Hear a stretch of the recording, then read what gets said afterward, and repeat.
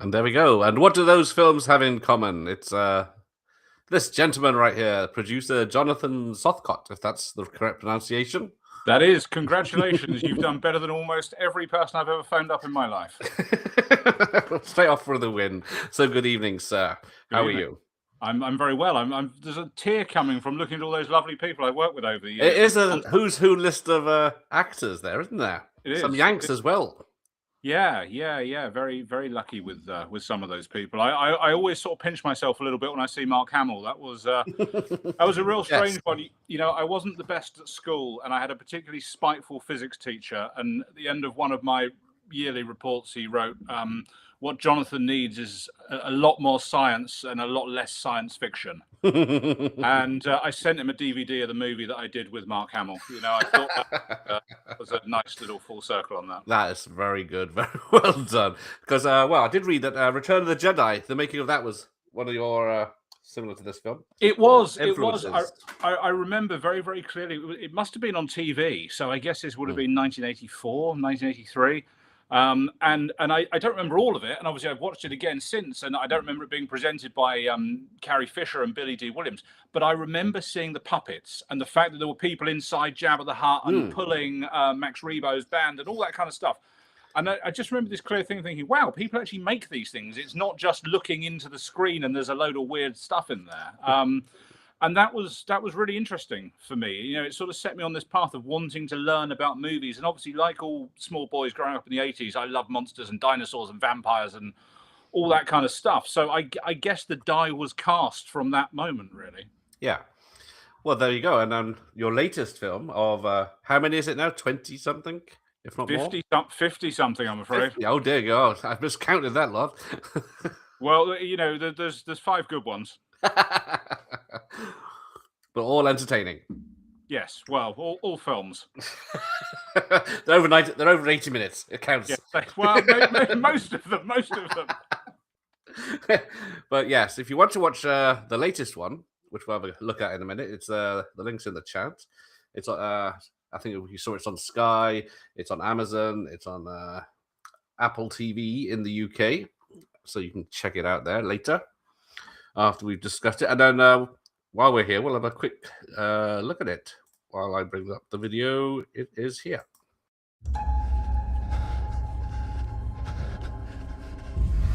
Repent or die. You familiar with the Whitechapel murders? Jack the Ripper. You best find out who this no-face is soon. Otherwise we're going to start taking our own action. And you don't want that.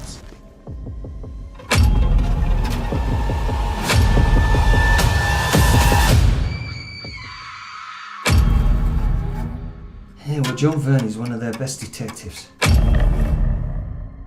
So if the victims aren't important, the killer must be. This idea that there is this Jack the Ripper-like maniac on the loose. Yeah, they'd be right.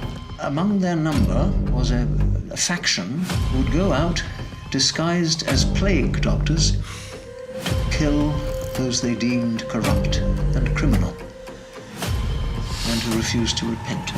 Repent or die. Got to find out how he's getting in and out, all right? He's not a ghost, is he? Our boy is missing, don't you understand? Repent or die.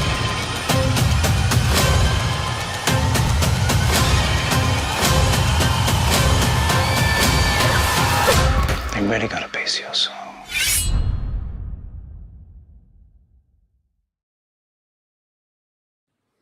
There we go. So out today.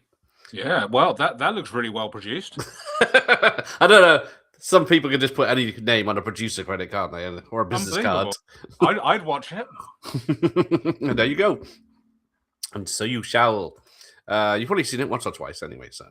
Yes, probably once or twice, hundreds, yeah. And you just don't say, all right, I'm bankrolling this. Here's your money. Make the film. I'll catch it at the cinema one day, maybe.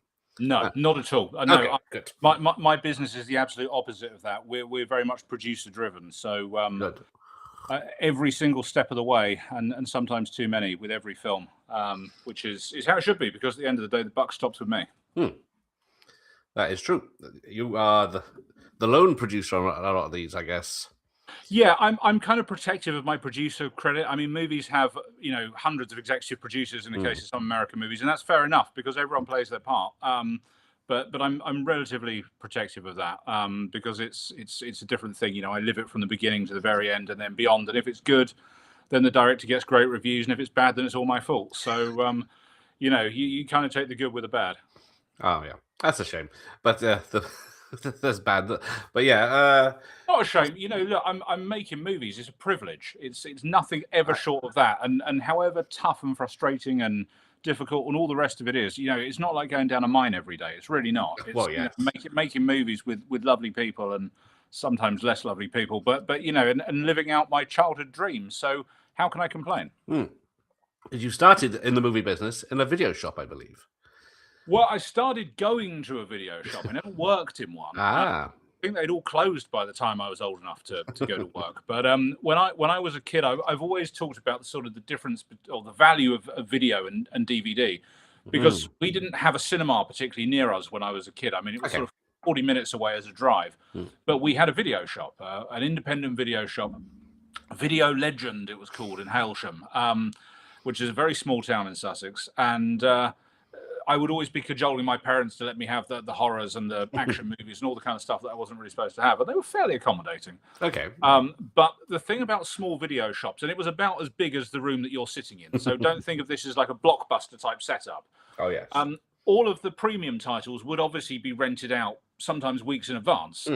So I would always end up settling for the slightly more obscure stuff, the B movies, if you like. And I was perfectly happy with that as a child and as a teenager. And then obviously the video started to decline in the sort of late 90s with the arrival of DVD. And what happened with that for me was that when I was still at school, there were shops all over the town that would be selling all these old video rental tapes for nothing, like 50p each, because the rental shops didn't keep old movies. They just had a steady supply of new stuff coming in. So I could kind of broaden my horizons massively and watch all these things that maybe wouldn't get a Sky TV deal, and in some cases didn't see the light of day on DVD. Yes. So it was always important to me. The thrill of renting a video when I was a kid was just as big as going to the cinema. Yes. Yeah, because I was the same. I was a good 45 minutes or 50 minutes away from a cinema, and the one cinema showed one film a day and the same film for the week. So if you'd seen it once, you'd have to wait a week for a new film. So yeah, it was a very different era to the multiplex one for sure. I mean, I remember very clearly. When I was a kid, my favorite film was Jaws. It still is. And when Jaws: The Revenge came out in 1987. I begged and begged and begged my parents to take me to see it. And of course, they didn't look in the paper and so didn't realize it was a 15. But we sailed straight in because there was no one else in the cinema. So it was great. Not the film. Well, the film was all right, but the experience was fantastic. And it was basically having my own private cinema with it, which was wonderful. Yes, different times back then. I think it's more of a legal issue these days. Well, exactly. I wasn't that tall. No, I had the same. I was turned away from Crocodile Dundee because it was a 15, but it was a blockbuster, so they weren't bothered about letting people in. So I had to wait to go to the other cinema, which was a little more accommodating. Yeah. No, it was a strange time, and I think also, a lot of movies at the time without the internet really did slip through the net.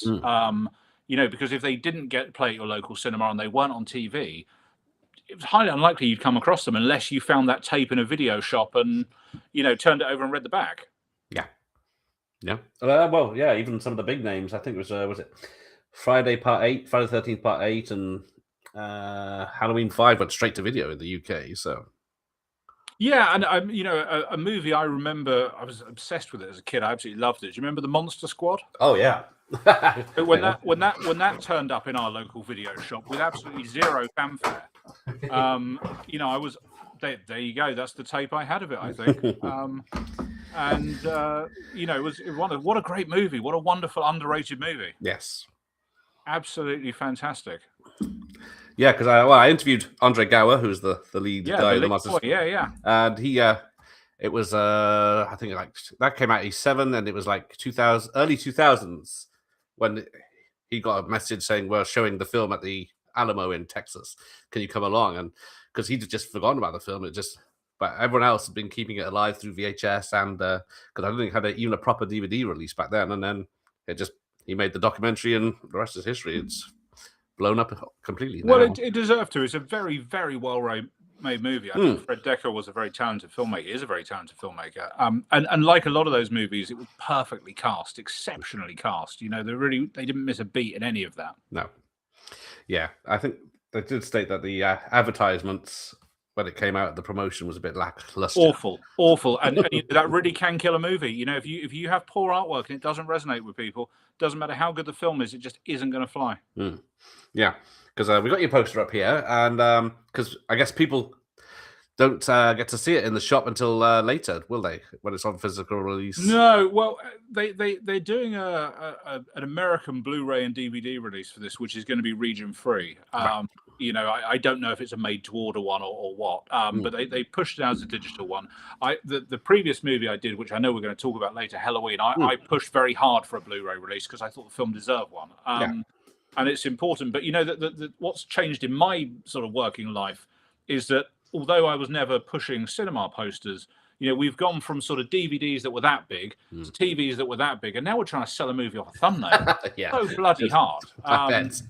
It's and the choice is so great. And now, of course, people watch movies on YouTube, and the thumbnails are all made with fucking AI, so you don't know what they're getting. You know, I mean, it was bad enough in the old days when the DVD chart in Tesco's would have those made-up covers for, you know, horror movies that bore no resemblance to the film that was inside. But this is ridiculous. Yes. Yeah, it's just, I don't know if it's going to revert back to proper artwork, or about... Well, I'd like to see. I've always felt that if distributors were honest with the public about what the film is, it will find its audience. I mean, you know, I lived through this bizarre phase about 15 years ago when they decided that anything with Danny Dyer in would sell as a gangster movie. And I made this silly comedy, really starring Rick Mayall, called Just for the Record. And Danny was in it. And, you know, they put him on the cover, him and Craig Fairbrass with guns. and it was the most bizarre thing. And someone sent the DVD back to my office asking for their money back. And I thought, it's not unreasonable. You know, it's weird, but the distribution will always follow the easiest route to market, the quickest route to a pound note, really. And I get it, but a little bit of effort goes a long way because, you know, we all love movies. That's why we're looking at, if anyone's watching this, it's because they love movies or because they hate one of mine. I don't know, but generally speaking, it's that. And I think if you treat your audience with a degree of intelligence, you're going to reap the benefits of it eventually. Yeah, because you grew up on was it Carolco and Cannon films? Yeah. I mean, all of those 80s movies, I was completely obsessed with. You know, RoboCop and Terminator and. I mean, everything. I thought Cannon was fascinating. You know, I saw the later Death Wish movies before the first one, just because that was how the sort of cookie crumbled, I guess. Yes. And I still love all those sort of neon, you know, twinkly lights, American City type movies. You know, I love Streets of Fire. Have you seen Streets of Fire? Yes, that's got your friend Michael. Is it Par? Whatever. Well, I've never heard it pronounced. Paré or Paré. In his very cool voice, he says Paré. But cool. to you and I, it's Paré. Yeah. He's another. I mean, the amount of times I have to copy and paste that fucking umlaut over the E when I'm writing his name down is ridiculous. But what a great leading man. I mean, you know, that's what I'm talking about. When I can never really moan because I get to make movies with actors like that, and that's so amazing. And he was so close to being a Tom Cruise level of star. You know, there's no two ways about it. I mean, that was just one of those unfortunate movies where I think, you know, the poster didn't work for whatever reason. The advertising didn't resonate. You know, it's directed by Walter Hill. You can't really go wrong with that. But it just didn't happen. And, you know, Philadelphia Experiment and all of those movies that just almost quite. But you know what? I'm so glad they didn't work out because otherwise he wouldn't have been in Halloween. That is true. But yeah, he's one of those we're lacking in the younger ones these days, the screen presence. It's very hard. It's very, very, very hard trying to make new stars now. It's not just because they're not there. It's not because people are sort of made differently, although there is that too. You know, in the 90s, the idea of the leading man softened. Bruce Willis changed everything after Die Hard, really, when heroes became everymen rather than sort of superheroes. But also, when we were young, if you liked an actor and you followed their career, you would buy a magazine to read an interview with them. You would tune in to watch them on a chat show. There was a degree of brand loyalty to actors that was very much, cultivated. Whereas now people just do this on their phones all the time, and there's another one, another one, another one. So it's really hard to do that. And I think that's why part of the reason movies are increasingly becoming about the concept and less star-driven. Yes, yeah, it's true. Unfortunately, I think it's a real shame. Yeah, because I think the casting director of the Bond films said she was struggling to find someone with the toughness or something, and then the screen presence. And they should just knock it on the head and leave it alone. It's done. Come on, it's just let it go. They killed him off, so there you go. For me, it ended when Cubby died. That was kind of the end of it, really. I mean, I think Brosnan was a great choice and really cool, and the movies weren't for me as much, but he was great. But I think after that, rather than Bond setting the trends, it followed the trends, and that really changed everything. And it lost the magic. When we watched those movies, everything in them was new. The locations were new and exotic and exciting. There were all these things that Bond brought into mainstream cinema, like sharks and ninjas and volcanoes and all these cool things that we just take for granted now. Yeah. And now it's just another tough thriller with everyone brooding and miserable, and I don't no interest to me at all. Yeah. Do you think Lewis Collins would have made a good Bond? No, I think he would have made a terrible Bond. Not because of how he was as an actor, but because of how he was as a person. Okay. I think Lou was a really, really talented actor. I knew him, not especially well, but I did know him. But he was a tricky devil. He was a very, very, very tricky man. And there is no way that he would have been able to cope with the scrutiny that they apply to a role like that. And, yes, the story is true that he went to meet Cubby. He was never really in the frame, I don't think. But Ewan Lloyd, who produced Who Dares Wins, started out working for Cubby pre-Bond, and he introduced Lewis to him, and Who Dares Wins was a great audition for it. And Lewis turned up at the meeting with a black eye, smelling of booze and in a bad mood. Okay. And Cubby just said, "This isn't for me." But I don't think it was ever in serious contention. There's this. I can absolutely categorically tell you at the time that all they wanted to do was pay Roger Moore less. So anyone that they could parade in front of him as a possible, we can get him, would have been there. But I think Lewis was a tremendous screen presence who should have done a lot more stuff. The other thing I thought he was so great in was the Jack the Ripper miniseries with Michael Caine. I was going to get to that. Yes, they were terrific in that. But no, I don't think. I know there's become this thing on the internet that Lewis Collins is the greatest Bond we never had. But it's a nice idea, but I don't think it's got any basis in reality. Yeah, because in He Who Dares Wins, he even drives a Lotus Esprit and all this business, and he's in the Navy uniform and stuff like that. Yeah, no, he was great, and I think he would have slotted into if we as a country had made more action movies like that, he would have been great. I think he would have been great in a kind of Equalizer type show of his own in the UK. But also, the world was changing at the time, and those old-fashioned action heroes, of which he was kind of the last to come out of this country, really, were very much not on vogue. And I think that's probably part of the reason why he ended up going to America. Same as Ian Ogilvy. He went to America. He wasn't getting any work here. And I think the difference is because Ian was very charming and slightly reserved and English, he fitted into all those Murder, She Wrote type shows as a guest star. Whereas Lewis was this sort of angry little ball of action star fury, and no one really knew what to do with him. Yeah. I can definitely see that, because I used to love The Professionals. It was it was hardcore TV, and now it's on like daytime TV. I know. It's lunchtime viewing, isn't it now? It's a crazy watershed moment. The Professionals is on, the Sweeney and all those. It's data. I know they edited it, some of the language and stuff now, but hang on, we've got some spam coming in. Who is this person? Is that for me or you? Hey, sexy from. I'm assuming it's probably my wife. Also in the new film, right here. Yes, there she is. Always keeping her eye on things. Yes, keeping an eye. Is it, if she's still here, what's it like to work with the missus in the films? It's great. We don't just work in the films. She's very much the co-owner of the company as well. And all the movies that we've been talking about less so the horror, but the other stuff she loves as well. You know, we both love all the same movies. You know, last night we were watching Above the Law, the Steven Seagal movie. You know, that's a typical kind of Sunday night Blu-ray for us. That's a nice one, yeah. So that hasn't changed, and it's great. And we have the same sort of sensibilities. And you know, for example, on Dr. Plague, she suggested Martin. Obviously, you know, I've known Martin for 20 years, and we've been very good friends for a long time. But it was her that suggested him for that. She suggested Gary Webster, who she had some nice scenes with. He was her minder. I think you know, that was her view on that. I guess it's one of those age things. And he was a delight to work with, and a really professional guy. So that was great. Yeah, the Chinese detective's in there as well. I'm sorry, say that again. The Chinese detective, David Yip, is in there as well. And again, she suggested him too. I mean, she pretty much cast this movie, to be honest with you.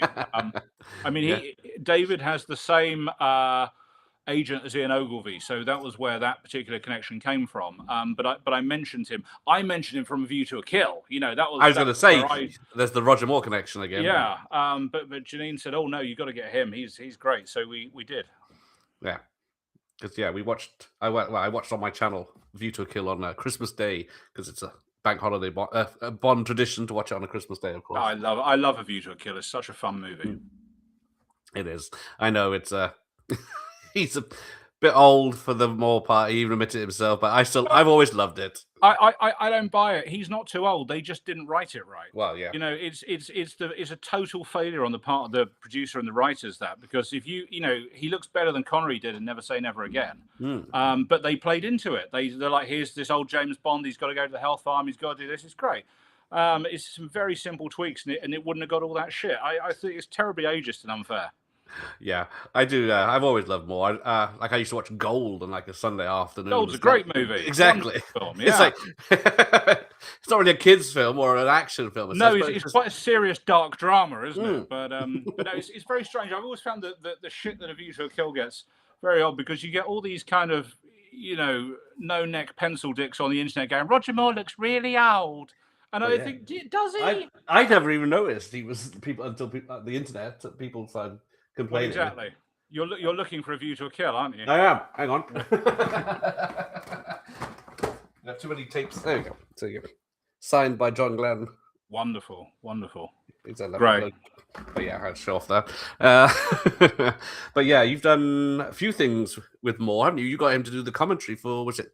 The Man Who Haunted Himself. Yeah. So, do you know Severin Films in the States? I've heard of them, yeah. So the guy who runs that now, David Gregory, used to work for Anchor Bay. He's a Brit, but he lives in America now. And I was a journalist, a film journalist at the time, and he and I were talking about doing these various DVD commentaries and documentaries and what have you. I was helping him, basically. Yeah, I had a very small part in all this. But he showed me the list of movies that Anchor Bay was going to release, and that was everything from not Women in Love, Summer Holiday, the Cliff Richard movie, all the Hammer horrors, all this kind of stuff. And right at the bottom of the list was the Wicker Man. Right at the bottom of the list was The Man Who Haunted Himself. And I said, wow, that's got to get an amazing release, because it's such a great movie. David had heard of it, but no one else there had. It was quite an obscure film at the time. And he said, that'll just go out on VHS or whatever. And I said, okay, what if I can get Roger Moore to do a commentary for it? And he said, well, of course, if you get a commentary for it. And I'd written a book about Christopher Lee, and Roger had written the foreword very kindly. Oh, nice. I think I was 19 years old, and this fax came out of my parents' fax machine that said Roger Moore CBE Monaco at the top, and I was like, oh my god, this so I reached out to him, and he came straight back and said, yeah, of course, I'd love to, just let me know if you can set it up. And I also knew Brian Forbes, who I'd interviewed for something else, and Brian was running Elstree, where they made the movie, and was very involved in it. Right. And because the director had died tragically just after the movie came out, there was no chance of sort of anyone else being around. So Brian and Roger came and did it. They were great old mates. They'd been in the army together, and had worked together a couple of times. Brian directed him in The Naked Face and Sunday Lovers, which was less good. And it was wonderful. And you know, we sat there having lunch before and hearing all these scandalous and unrepeatable anecdotes, and it was great. So we had a great time doing that. And then a few years later, the Wild Geese came around and did the same thing with Roger and Ewan and John Glenn, who you just had your video signed by. And he was Sir Roger then. He'd just been knighted, which was great. And yeah, I mean, it's wonderful, amazing times and memories to look back on. And with those DVDs, I really did get to work with this sort of who's who of British screen royalty: Ken Russell, Forbes, Brian Clements, Christopher Lee, Michael Winner, all of these people.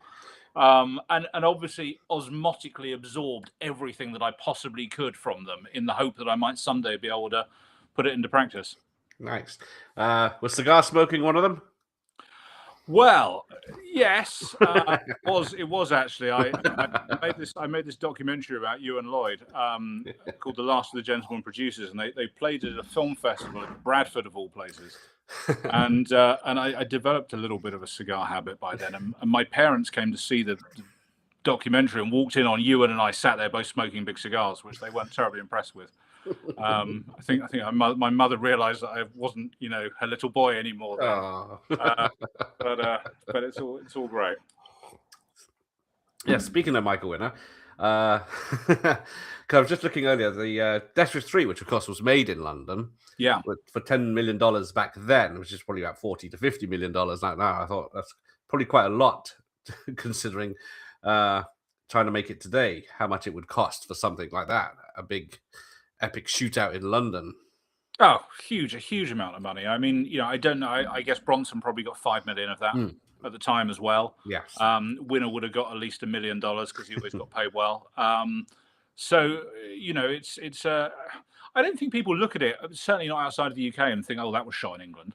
I think it just has that sort of urban dread about it. But they were big movies. That had a cinema release. I mean, we all think of them as video titles, but it was a big theatrical movie, and Bronson was a big star. I mean, I really like Death Wish 5.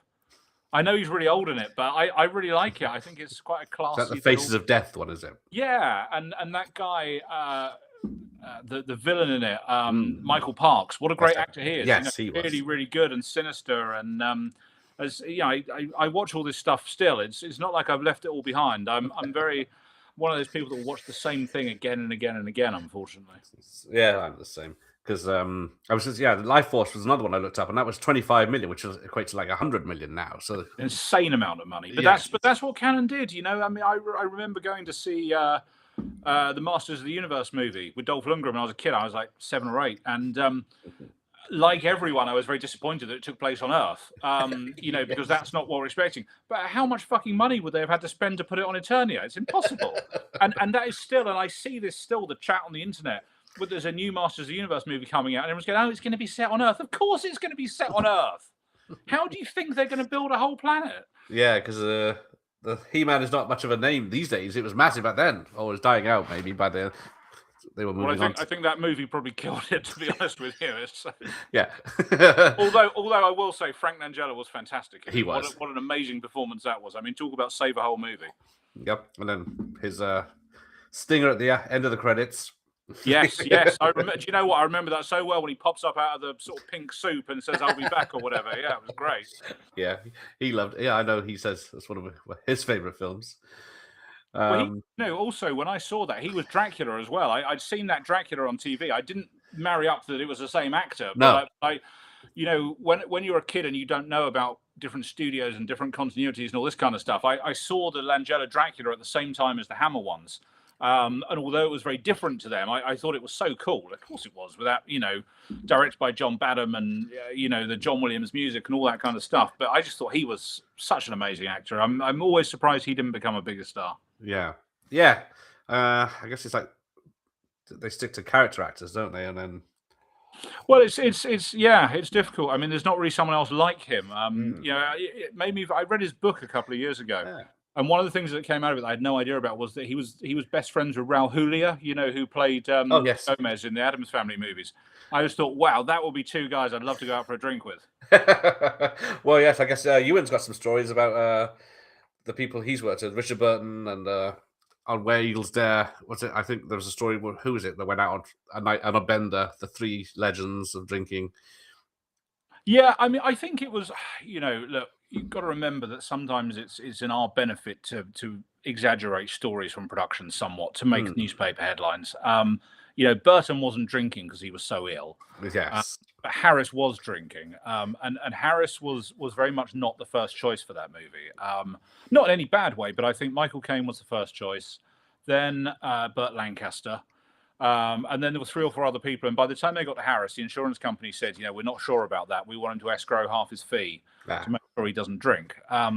But I think what people are like, what actors are like in the pub, and what they're like on set is pretty different. And of all the people I've met that worked on that film, no one's ever said anything other than what a joy it was and how much fun it was. And I think also, I mean, I think it was a $15 million movie back then. Yeah, it's quite expensive back then because of the locations. And Ewan did everything in a very grandiose way. Everything was done properly. He learned from Cubby Broccoli. I mean, what can I say? So everyone would have been very well looked after, and would have stayed in the nicest hotel and had all the best stuff. It's not like one of my films where everyone's in the travel lodge. Oh, they get to stay. There's not the privileged few. Mark Hamill in a travel lodge. Mark Hamill stayed in Leicester. I can't remember what hotel it was. Okay. We got his stuff at the Leicester Space Museum. And he came to London 2 nights before with his wife, and we had dinner in a restaurant called Wheeler's, which is long gone now, but it was where Alec Guinness used to take him when they were making A New Hope, and he wanted to there. He was wonderful. I mean, all these great anecdotes and stories, and he was a real film buff, real absolute film aficionado. I liked him tremendously, and when we were making this movie, we had a very hard out at the Space Museum. Had to be out by 9 o'clock because it was booked for a private party. Right. And I was in. I mean, Mark even had a caravan. This is like big stuff for one of my movies. Trust me. Don't anyone get any ideas. I was chatting to him in his caravan. He was getting changed, and popped my head out the door, and a stormtrooper walked past. And I thought, hang on, I haven't been drinking. What's going on? So I looked again, and a Chewbacca walked past. And I thought, this is fucking weird. And so I got out and I looked, and there was this procession of people in very, very high-end Star Wars cosplay, you'd call it now, walking towards the museum. So I went up and I said, excuse me, what's going on? And the guy said to me, well, we're all going to this party for this guy who survived cancer, and he's obsessed with Star Wars. I said, you are not going to believe who I've got in that caravan. So, no, but this doesn't have a happy ending. So I go up to the guy on the gate and I said, look, you're doing this Star Wars party for this guy. I've got Luke Skywalker in that caravan. He said, yeah, we've all got Luke Skywalker. There's loads of them. I said, no, but I can get him to come and say hello. He will. And they wouldn't let us in. Job's worse. Yeah. Where's Esther Ranson? Well, exactly. That's heartbreaking. So yes, let's talk about what we're doing here, because you don't do many of these because of an incident on Zoom. Well, no, it's not that. I'll do anything I'm asked. Okay, but I was initially very reluctant about Zoom because I thought, this isn't all this pandemic stuff isn't going to last very long. I'm not going to give in to Zoom. I'm a very analog person. I'm not very technologically adept. And so I resisted. And then in the summer of 2020, I'd started talking to Steven Seagal about writing something together. And he's quite a bombastic character sometimes. And in very colourful language, he told me to set up a Zoom now. So I did, and I've never looked back since, because someone you don't really argue with, even from Russia. Yes, you don't know who he knows, and on the stories you hear from him. But I guess nothing happened with that then. No. He has done a new film recently, though. He's got a new movie coming out this year called Order of the Dragon. I think he did a couple of days on that. I found him very, very charming. He was very, very kind to me, and I think he, maybe what I had hoped to do with him wasn't necessarily what he wanted to do. Right. I think those first sort of 5 or 6 movies that he made were all great. Big fan of all of those. My dog's called Nico. That's how much of a fan. And he took all that in very good spirit. And he knows that all the movies he's done in the last 10 years have all been terrible. He knows that. But it was just, you know, getting him away from some of that sort of esoteric martial arts stuff and more into the kind of vigilante cop type thing that I was interested in, Right. which perhaps isn't where he wants to be. But I will very much look forward to Order of the Dragon. Yes, because it's first film in, well, I guess 7 years now at least. Yeah, I think the last one was not above the law, beyond the law. Because it's got to be three words, isn't it? 3 words and have law or kill in it, I believe. Yes. Or out. But yeah, let's talk about you. So, how many films have you got this year coming out? The one out today, Dr. Plague, and then another 3 being released for sure. We've got a horror movie called Harbinger, which is a fun sort of Hammer-esque horror movie, very sort of old school, about a haunted Zoltar-style fortune-telling machine. It's possessed by the spirit of a serial killer. And obviously each of the cards it dispenses has the fortune of death. That's a really cool little movie. Really enjoyed that. We're just in post-production on that at the minute. Okay. We're filming a Guy Fawkes horror movie at the minute called Guy Fawkes Blood and Fire, which is great. It was going to be called The Secret of Guy Fawkes, but the distributor want to call it that. Which is a lot of fun. It's not a kind of splatter movie. It's more of a kind of Dan Brown sort of thriller, I guess. It's different. It's really different. It's very ambitious. It's not really like anything else, which is important. You know, I try not to just make the same movies that everybody else does. It's very easy to make those kind of Cabin in the Woods or masked killer type movies or public domain characters chasing people with axes, and there's a space for all of that stuff. Yeah. But I'm just trying to do something a bit different. So that's exciting. And then the one that I'm most excited about is our spy action movie Nightfall with Ian Ogilvy, which reunites me with him. Yes. Which is a very good fun movie. And if you enjoyed my kind of We Still Kill the Old Way type films, then you'll definitely enjoy that. And of course the influences in it are all things like The Fourth Protocol and Who Dares Wins, and it has a lot of that. And of course Roger Moore's son Jeffrey is one of the leads as well, which is quite a coup, I think. Yeah, Jaffa. He hasn't acted since the Sedaris films. Are you a fan of Andy Sedaris films as well? Not particularly. That wasn't the reason. Jeffrey and I have been friends for a long time, and we've always talked about it. And Roger watched We Still Kill the Old Way and another film I did called Vendetta, and we made a sequel called We Still Steal the Old Way. And there was a cameo written for him that was eventually played by Julian Glover. But it was written for Roger, and it was done so that we could shoot it anywhere. So he's in an office with a desk or whatever. But he was too sick to do it. Yeah.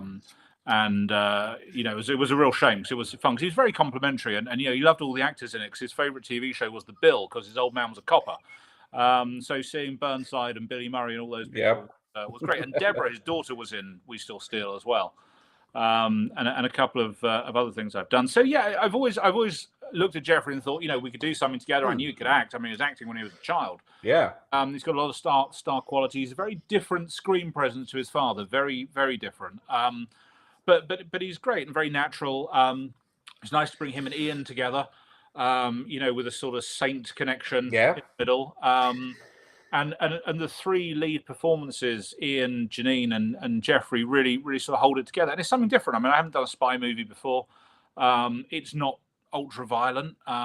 People, when it comes out, will probably say it's slightly old fashioned. When I was making stuff 10 years ago, there was always a pressure to get everything an 18, whereas this would get a 15 at best. And I think that's fine because we're not enticing kids with little BBFC certificates anymore. No, I can't remember the last time I listed a BBFC certificate. So I don't. People say that it's PG-13 in America, and they complain about horror films, but any other. We still have to pay for them, unfortunately. Oh dear. Okay. So yeah, it's busy. That's four movies being released in a year, which is decent. Yeah, that is not bad. Considering even the big studios are just concentrating on one massive investment these days, aren't they? Rather than many films that might be sleepers. Well, one of the things that's happened in the last sort of few years, especially in the last 5 years, is that the mid-range $5 to $30 million movie has fallen away. Yes. Because they're not in the cinemas. And if they exist, they're made by Netflix and Apple and all those people for their own platforms. So there's no looking for indie producers in them, and it's difficult because those movies used to supply a lot of important cash flow for the distributors. You know, whether they were good, bad, or indifferent, they'd go out in somewhere like the UK on 100 screens, and there would be a lot of money coming through the distributors, which would then pay for small movies, big movies, whatever. So the distribution ecosystem has changed massively. Yeah. And you know, we're all feeling the effects of not having physical media in a meaningful way anymore. It also makes it harder to track how well your home entertainment movie's doing, because we don't get figures for the digital till much later, whereas the videos, I could tell you tomorrow morning what Dr. Plague would have done today. Yes. I was going to say, it's a film that bombed in the cinema in the 90s would have made its money back on rentals or retail back then. For sure. And now it's on streaming, and the whole world can watch it, but you're not going to make any more money off it, are you? No. Well, I mean, you do. They have a tail, but it's just not the same. It's not the same as it was. And I think also, you know, I see the sort of beautifully presented versions of old classics on 4K and Blu-ray still make serious money, and they do. But I think, you know, that the people that like those movies like what they like, and they're not necessarily looking to purchase that kind of level of stuff for new movies, which is fair enough. Right. Okay. What's it like filming in London? Is it a ball ache, or is it more simple? I haven't really filmed in London much recently, to be honest. Okay. I mean, the last time I filmed in London, well, we filmed Halloween in London, but it was all inside and in one place, so that wasn't really the same. But Renegades, we were out on the streets, and it was relatively easy. I mean, there was a scene. We had Lee Majors in the movie, you know, $6 Million Man, which was great fun, and we were doing this movie. We were doing this scene where he gets killed by the spoilers. Sorry, by some of the sort of minor villains, and they're all supposed to stamp him to death. And we sort of looked at Lee, who's in great shape but is in his 80s, and the director said, "Look, Lee can't do that. We haven't." And we looked at the stuntman, who was about 5'2", and he was no good.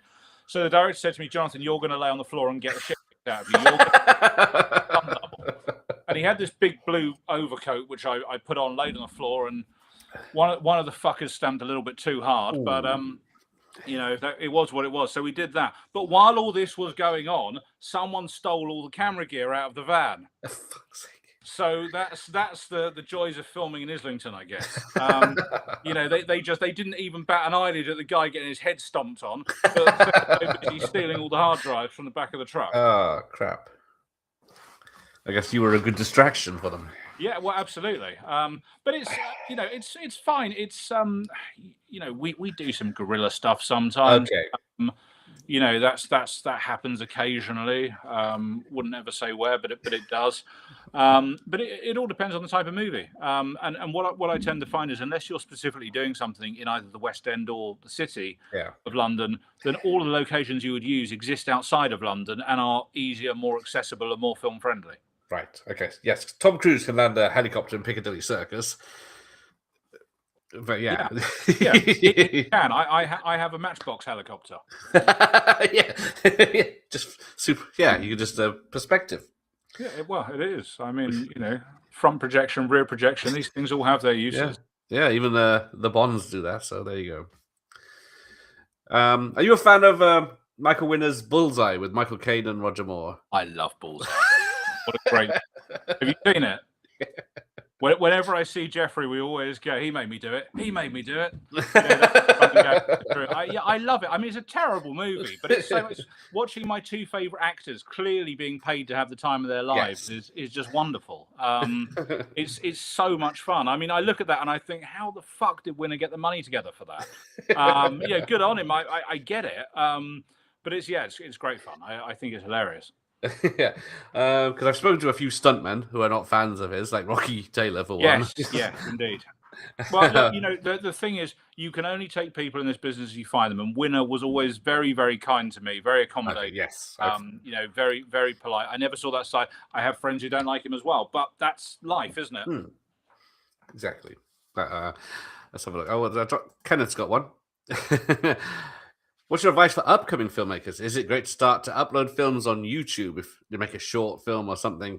Would you recommend getting it out there? Or yeah, I would recommend getting it out there. I mean, you know, you have all of the technology now to get your work out there as quickly as possible, and you can do it all digitally. And ultimately, You know, if you end up making a feature, you can upload it to Amazon yourself and all of those platforms. I mean, that's the thing, that they're fairly non-discriminatory in terms of what they'll monetize for you. I think that's important. I think also the other thing for young people to look at now is these vertical dramas.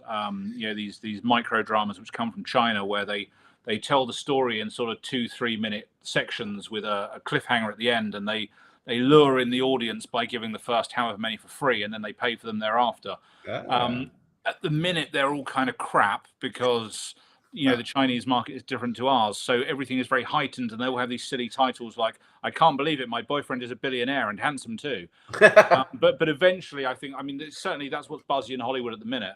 And it's something that people could look at making relatively inexpensively. And I think that is always my advice, is just make it as cheaply as you can. Because you don't need to spend money on anything apart from the cast and the crew and the gear.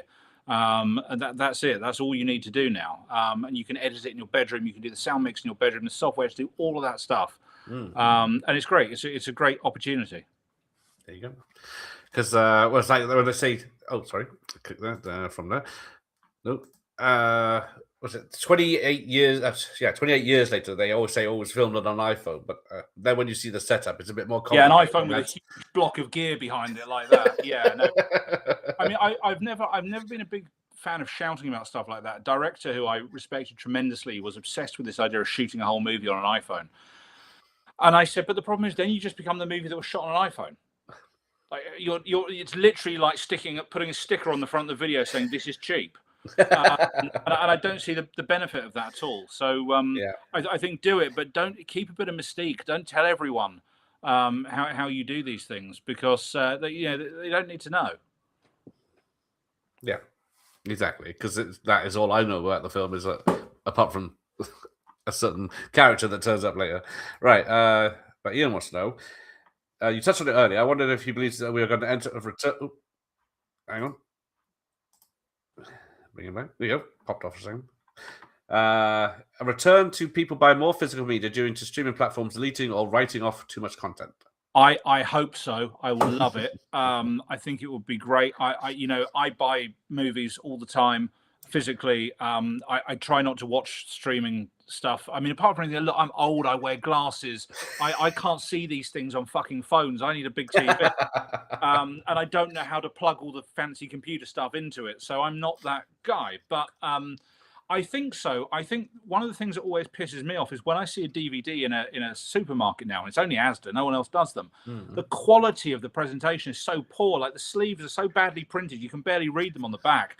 And it comes back to that thing I was talking about earlier, is if you treat the audience like idiots, they're going to, why are they going to respect you and help you?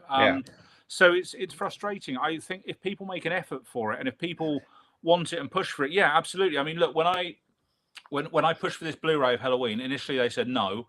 And I said, look, please, I'll give up some of our, interest in it, basically, to get a Blu-ray made in the UK. They said, okay. Funny. And we did a signing at FOP, which is an HMV store in Covent Garden. FOP were doing cartwheels. They were so happy with how many people turned up for it. It was great. And they were really helpful and welcoming.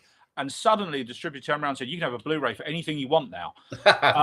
And there weren't thousands of people. Don't think it was like that, but it's enough to make a difference. It shows it's out there. But I think, if you try and charge someone $8.99 for a crappy DVD that you can't read the back of, yeah, sure, it deserves to be dead.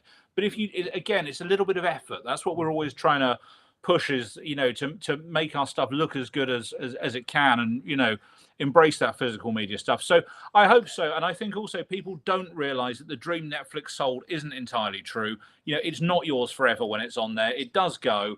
And, things happen, people lose the rights to things. There are disputes, there's whatever, catalog shift, and suddenly it's gone and you don't have it anymore. And if they decide to censor it at some point, then what can you do? For whatever reason, whatever the rights and wrongs of that are, if there's only a truncated version of it, you'd be, I mean, for me, I was always pissed off you could only buy the old Star Wars films with all the silly CGI on them.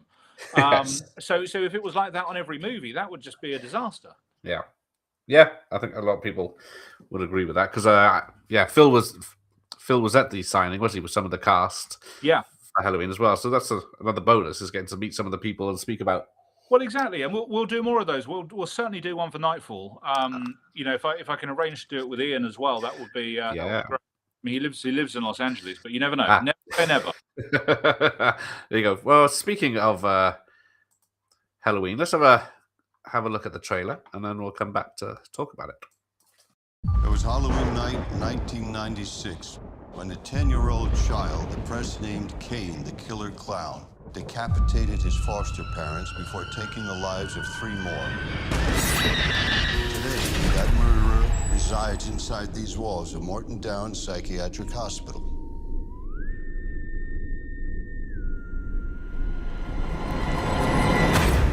We're talking about the wave of creepy clown sightings across the United Kingdom. I think these clown incidents are connected. They seem coordinated. The same makeup, masks. What do you need from me, John? Solid evidence so I can expose whatever he's trying to unleash. That's right. I'm not playing your games. Choose right, and I'll tell you what you need to know. Trick. Yes, it is! Kane's devious. He's done many a thing to get under my skin. But why does he want to get under your skin? What's the reason? 2 decades worth of reasons, I'd imagine. Like saying he's looking forward to meeting Alice and Liam. Like it was a threat. Mum? It's already begun. There's nothing you can do to stop it.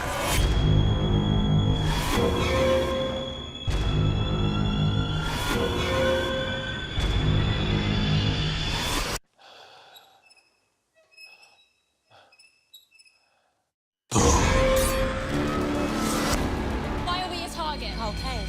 That thing planned all of this.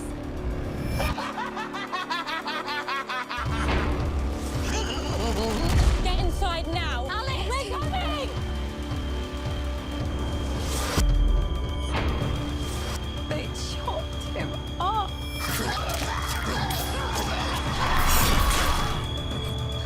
Hurry!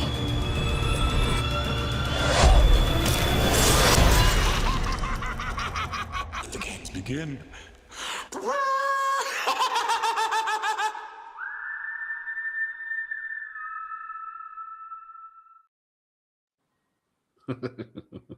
There you go. A lot more unemployed party clowns out there because kids don't want to see that sort of thing. How do you feel about that? What about Halloween? Yes, let's start with that. I mean, broadly speaking, I'm very, very proud of it. I think it's, you know, look, I'm very happy to tell you if a movie I've made is crap, and that one is a very good film. I think it's probably maybe the best film I've made. You know, the benefit of having a director like Claydon, who comes from a much bigger film background, is that his you know ambition is huge, and he did a great job of writing and directing that movie.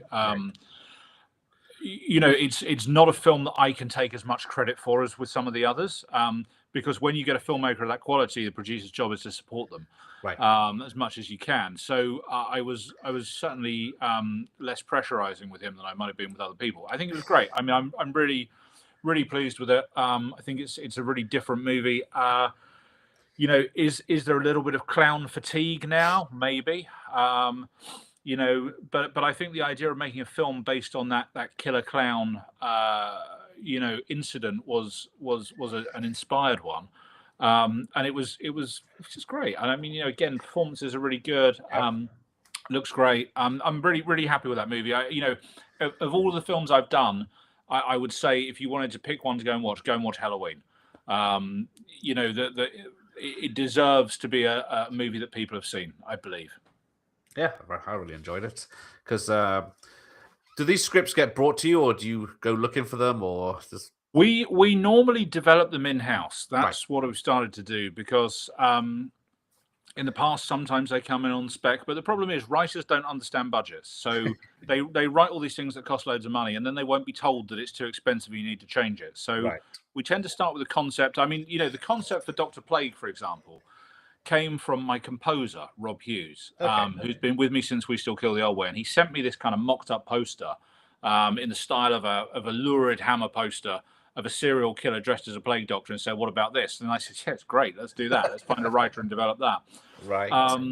Halloween came about, and that was all Claydon. We came up with the idea of doing a clown movie. We were going to do something else, and he went away and wrote that, and it was great, you know. And again, that's the level of talent that was there, is that he understood the brief and went and wrote it, and it was achievable. You know, it's very rare though that you get that caliber of filmmaker to come and play in the shallow pond in which I operate. So they're all different. Nightfall came in on spec. Right. It did come in as a spec, but it was written very much for Ian Ogilvy and Janine as a father-daughter vehicle. Okay. But it was missing the Jeffrey character and lots of other stuff. So that one came in, but not entirely. I mean, it came in from a writer I was working with anyway. But you know, I get sent a lot of stuff for Ian. You know, people associate me with him, which is great. But yeah, I mean, Halloween's a really good movie. It's you know, it's hard with horror because there's so much of it at the minute. You know, endlessly. I mean, every week there's more and more and more. So to stand out is really tough. And you know, maybe it's not the easiest thing for me to do. It would be easier for me to just keep making those sort of We Still Kill the Old Way type gangster movies. I could make one of them a month, to be honest with you. You know, and whenever it's very difficult when you get in a cab or whatever, and people, what do you do then? And I used to dread that question, and now I say I'm a movie producer. Well, what have you done? And I say We Still Kill the Old Way, and they all go, oh, I love that film. Right. And without fail, if I'm in London and it's a black cab, they always go, do you know what would have made it better? And I say, I do actually. It would have been if Ray Winston was in it, wouldn't it? How do you know that then? And the reason is because Ray's dad was a black cab driver and they all love him. So I've been through this thing so many times. It's endless. But the peak of that was that when we were doing Renegades, we got in a black cab with Lee Majors. And the taxi driver was called Lee and had been named after him. Oh. Can't beat that, can you? No, that's not bad. Because you're named after the saint. Jonathan Hart. Oh, John Hart. Yeah, I knew it was a TV Heart to Heart. Yes.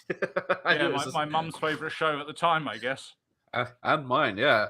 Could have been worse, couldn't it? I mean, there's so many sort of worse versions that could have panned out. So I think it was gonna be that or Gregory after Gregory Peck. So I'm happy with either way. Yeah. I'd say I'm Jonathan Hart, self-made millionaire. Well, I've got the dog and I've got the beautiful wife, so you know I'm getting there. Do you have the butler, driver, or whatever? That's sadly not. No, not yet. But I'm working on it. Right. Let's have a look at this. From page to screen. He's got the making of Nemesis book, which is a gross look at the making of the film, and with Halloween book due out this year. He applauds Shogun Films and its love for physical media and books. Well, that's very kind. And you know, again, it's pushing that idea of giving people something tangible. You know, the Nemesis book came about. I was chatting to this guy in America who has a publisher called Pulp 2.0, and they'd done a book about this movie that I bet you've seen called Death Kiss. Have you seen that with a guy who looks just like Charles Bronson? Oh, yes. I've seen a few of his films, like 12 to Midnight and where he fights werewolves. Yeah. I can't remember all of them, though. So they made a book about Death Kiss and how it was made, which I thought was fascinating. And I read it. And I said, would you want to do one with us? And he said, yeah. And so we did a book about the making of Nemesis. It included the screenplay and how we made a movie in the pandemic, and done the same thing with Halloween, which is coming together. I think it'll be out sometime in the spring. I've actually got to do some work on it tonight, which they keep nudging me for. All right. But that's coming together. And for the Guy Fawkes movie, we're actually doing a novelization. We've never done this before. Well, I've done it in the deep and distant past. I did it for We Still Kill the Old Way. Okay. And it was actually quite successful because the novelization got into libraries. So it reached a whole different audience, you know, which is important. And, you know, when you're a small indie filmmaker, you're always trying to get as many eyes on your stuff as you possibly can. You can't just rely on the PR company sending out a MailChimp email and crossing their fingers. You know, we have to go out and take our product and bang the drum. So any way that you can get a different set of eyes on your movie is important. And I thought that was something interesting. We're also looking at a comic book adaptation of it as well, a graphic novel, I guess you'd call it. And I've had some sample pages from the artist, which are fantastic. Oh, nice. So yeah, we're big on all that stuff, and Rob's soundtracks also come out on CD. There's CDs of Nemesis and Renegades and Dr. Plague, and he's also doing a vinyl of Dr. Plague as well. So so Shogun Records is a small but flourishing little niche that we have tucked away. There you go. I guess if you do who's singing the Nightfall song? Lulu or anyone? Well, we don't have one because it sounds too much like fucking Skyfall, doesn't it? That's the problem. Thought about it, but whenever you do it, it just sounds too much like Skyfall. So no, we didn't do one of those, unfortunately. Could get Weird Al to do it or something, but yeah. We did a Renegade rap, which was quite interesting. Wasn't quite as good as the Monster Squad rap, I have to say, but it wasn't bad. There we go. You need to put a couple of montages in, or 3 or 4, make it like Rocky 4, and then have the album have just music from that. Well, exactly. Make a mint. Got Aaron here. When it comes to films you make in the future, are you willing to take risks when it comes to the genre? It depends on the risk. I mean, not really. To be honest with you, the business is too hard for risk now. It's not for me. I mean, if the risk would be making a rom-com, then no, I absolutely wouldn't do it. If the risk would be making something that was really different, then maybe. It's very hard to talk in speculatives and generalizations, but not against it. But the business is hard. It's harder than it used to be for sure, and it's getting harder every year, pretty much. So, everything is a calculated risk, I guess. Yes. And Kenneth wants to know, do you think that action films from the 80s and 90s are coming back in Hollywood because they need some win in the end? Yeah, I mean, I wish they were. I don't know. I mean, we're including me. We're all making action movies with pensioners, aren't we? Because there's no new ones come through. And even Scott Adkins, he's getting on a bit in the nicest possible way. He's a great martial artist, but every time I see him interviewed, he's moaning that his shoulder hurts and this, that, and the other. Of course it does, because he does all his own stunts. He is still ripped, and he still does the jumps and kicks. But yeah, he does. But it catches up with you. I mean, look at Dolph Lundgren or any of those guys. It's a real punishment. I hope they are. I wish they were. I don't know. I don't think they're coming back on the streaming services. I think they're a whole different thing that they do. So yeah, I mean, fingers crossed. I mean, it would be great. I'd love it. maybe Order of the Dragon, the new Seagal. Yeah, well, if that brings people back, usher in a new era. Because there was that theory that Van Damme was going to be in it as well, or in a film with Seagal this year. But yeah, I mean, I think that would be something that lots of people would go and look at. It'd be kind of like a mini Expendables, wouldn't it? Yeah. And the success of those films, of course, shows how much nostalgia there is for that stuff. And look at Stallone, he's the age he is, and he's in remarkable shape, and he's, I think he's phenomenal. I love Stallone, but he's still doing that TV show, Tulsa King. He never stops doing another series of it, of it. And I think part of the reason there's such a demand for stars of his vintage is because they haven't been replaced. No, I keep trying to think of people that could replace it. Like, there's no martial artists that I know of or anymore, or even the stuntmen turned directors now. They're in their 40s and 50s as well. So who's it's difficult. And there are some great filmmakers out there. I mean, I don't know if you're specifically referring to Jesse Johnson when you say stuntmen turned directors, who does a lot of the Scott Adkins film, and Jesse's a very talented director. But he's making action movies starring Aaron Eckhart, who to me seems like an unlikely action star. The films are great, and they obviously do very well. Yeah. But it's these things are done by committee. The distributors sit around and say, who's did this, who did that? Okay, well, let's make him the action person. And I get it. It's a business. That's the thing people have to remember at the end of the day, I guess.